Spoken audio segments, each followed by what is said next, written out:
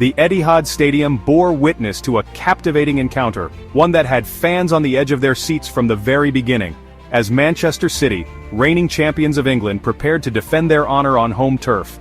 They locked horns with Real Madrid, the 14-time European champions, a team with a storied history and a reputation for rising to the occasion.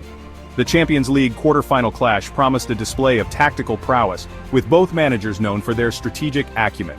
Individual brilliance was expected to shine through, with players eager to etch their names into the annals of football history.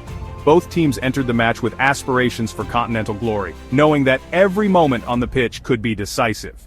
The stage was set for a high-stakes battle, with the weight of expectation heavy on the shoulders of every player. The atmosphere crackled with anticipation as Pep Guardiola's Manchester City, a team renowned for its fluid passing and relentless pressing, took to the field. Their style of play, characterized by quick transitions and intricate build-up, had won them many admirers. They faced Carlo Ancelotti's Real Madrid, a side known for its resilience, experience and ability to conjure moments of magic when it mattered most. Real Madrid's knack for turning the tide in their favor had been a hallmark of their European campaigns. The first leg of the tie held immense significance for both teams, with an early advantage potentially proving decisive in the quest for a place in the semi-finals. Every goal, every save, and every tackle would be scrutinized, as the margin for error was razor-thin. The match also marked another chapter in the evolving rivalry between these two European giants, a rivalry that had produced some unforgettable moments. Their recent encounters in the Champions League, notably the thrilling semi-final clash the previous season, had only intensified the sense of occasion. As the players took to the field, the eyes of the footballing world were firmly fixed on Manchester, eager to witness another epic showdown. The stage was set, the players were ready, and the world awaited with bated breath for the drama to unfold. The deadlock was broken in the 19th minute, courtesy of a moment of predatory instinct from Erling Haaland. The Norwegian striker, widely regarded as one of the most lethal finishers in world football, etched his name onto the scoresheet with a goal that showcased his remarkable abilities. The build-up to the goal was a testament to Manchester City's intricate passing and movement. Jack Grealish, a constant threat down the left flank, received the ball in space and delivered a perfectly weighted lofted pass towards the back post. Josko Gvardiol, demonstrating exceptional awareness and composure, rose above the Real Madrid defense and expertly chested the ball down into the path of Haaland. Haaland, with the goal at his mercy, unleashed a thunderous half-volley that left Thibaut Courtois, Real Madrid's experienced goalkeeper, with no chance. The ball bulged the back of the net, sending the home crowd into raptures and giving Manchester City a crucial lead. Despite trailing by a goal, Real Madrid refused to be disheartened and responded with a period of sustained pressure. The team showcased their resilience and determination, pushing forward with relentless energy and intent. The Spanish giants, spearheaded by the electrifying Vinicius Jr. and the clinical Karim Benzema, created several promising opportunities to level the scoreline. Their attacking prowess was on full display, with intricate passing and clever movement unsettling the opposition's defense. Vinicius Jr., a constant menace to the Manchester City defense with his blistering pace and trickery, came agonizingly close to restoring parity midway through the first half. His ability to glide past defenders and create space was a sight to behold. The Brazilian winger cut inside from the left flank, leaving Kyle Walker in his wake, and unleashed a curling effort that beat Ederson, only to cannon back off the crossbar. The crowd gasped as the ball ricocheted away, a moment of sheer frustration for the visitors. Benzema, Real Madrid's talismanic striker and the reigning Ballon d'Or holder, also had a golden opportunity to equalize early in the second half. His presence in the box was a constant threat, and his teammates looked to him for inspiration. The Frenchman, renowned for his clinical finishing, found himself one-on-one with Ederson after a perfectly weighted through ball from Luka Modric. The anticipation was palpable as Benzema bore down on goal. However, to the relief of the home crowd, Benzema's shot was well saved by Ederson, who stood tall and denied the striker from close range. The goalkeeper's heroics kept Manchester City in the lead, and the fans erupted in applause. The match was not without its share of injury concerns, with both teams forced into making early substitutions.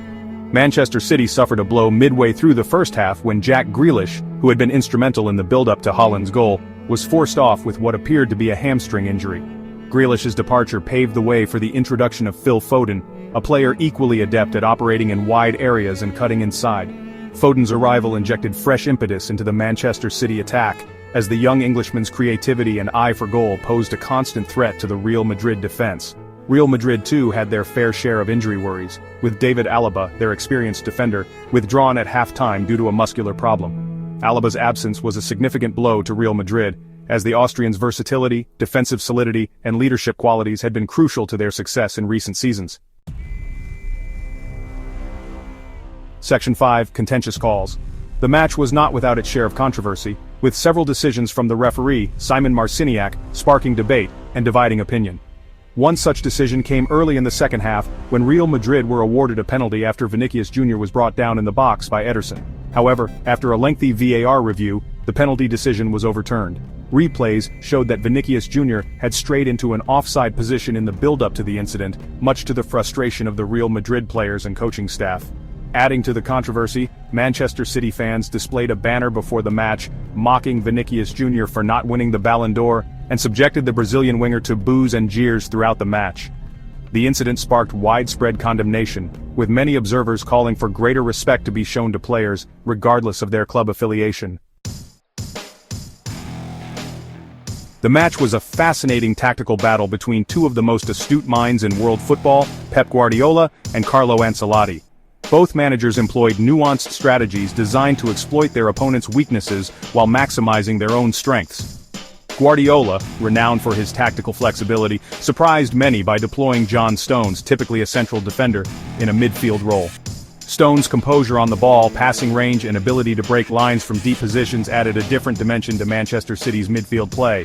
Ancelotti, for his part, set up Real Madrid in a compact defensive shape, aiming to stifle Manchester City's attacking threat and hit them on the counter-attack.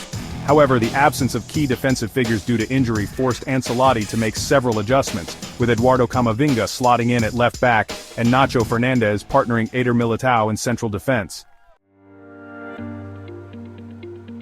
In the pre-match press conference, both managers had acknowledged the magnitude of the occasion and the quality of the opposition. Guardiola, while expressing confidence in his team's abilities, had cautioned against complacency, highlighting Real Madrid's experience and pedigree in the Champions League. Real Madrid are a different beast in this competition, Guardiola had remarked. They have the history, the know-how, and the players to hurt you, even when you are playing well.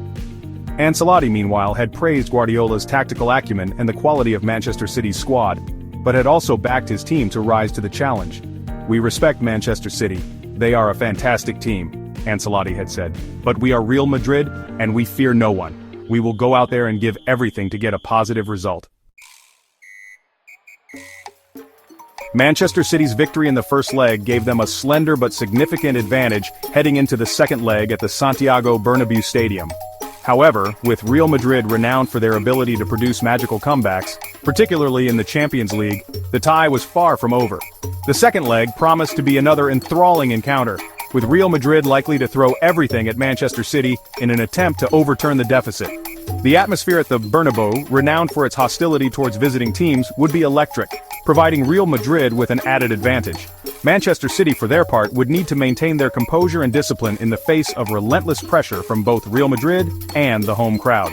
The second leg would be a true test of their character and resilience, as they aim to secure their place in the semi-finals of the Champions League. The clash between Manchester City and Real Madrid was not merely a football match, it was a contest between two of the most successful and ambitious clubs in European football history. The atmosphere was electric, with fans from both sides filling the stadium with chants and songs, creating a cacophony of sound that reverberated through the night. Manchester City, fueled by the financial backing of Sheikh Mansour bin Zayed Al Nahyan, had emerged as a dominant force in English football, winning numerous domestic titles in recent years. Their rise to prominence was swift and impressive, marked by a series of strategic signings and a commitment to playing an attractive, attacking style of football. However, the Champions League had remained an elusive prize, a symbol of the club's unfulfilled potential on the European stage. Despite their domestic success, they had yet to conquer the continent, and this match represented another opportunity to change that narrative. Real Madrid, on the other hand, were synonymous with European glory, having won a record 14 Champions League titles. Their pedigree in the competition was unmatched, and their ability to perform on the biggest stage was a testament to their enduring quality and resilience. The club's history was littered with iconic moments and legendary players, from Alfredo Di Stefano and Ferenc Puskás, to Cristiano Ronaldo and Sergio Ramos. Each era had its heroes, and each generation of fans had their own memories of triumph and glory. The match therefore carried a weight of expectation and a sense of destiny for both clubs. It was more than just a game, it was a battle for supremacy, a chance to etch their names into the annals of football history. Manchester City, eager to establish themselves among Europe's elite, saw the Champions League as the ultimate test of their progress. Their journey had been long and arduous, filled with highs and lows, but they were determined to prove their worth on the grandest stage of all.